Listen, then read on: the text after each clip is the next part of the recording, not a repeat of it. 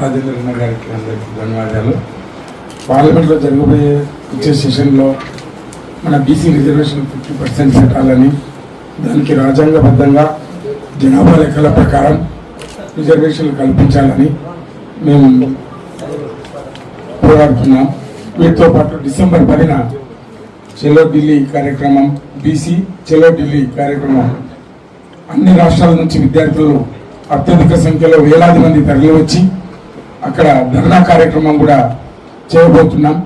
ఇది విజయవంతం అయిపోతుందని 100కి 100%.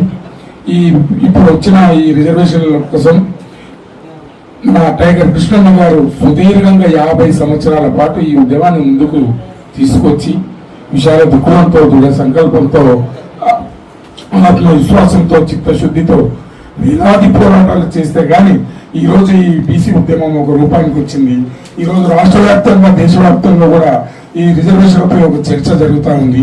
దీనికి అన్న కృషి ఎట్లా అంటే, మేమంతా చదువుకునే రోజుల్లో కూడా వేలాది మంది విద్యార్థులకు కూడా మేము ఈ రోజు న్యాయవాదులుగా ఉన్నా అంటే అప్పుడు వచ్చిన స్కాలర్షిప్ తీసుకొని నేను హైకోర్టు పీపీగా చేశాను, అడిషనల్ పీపీగా చేశాను, special public prosecutor for MLS MPs court చేశానంటే అన్న ఆ రోజు పెట్టిన భిక్ష వల్ల నేను ఈ స్థాయికి వచ్చాను.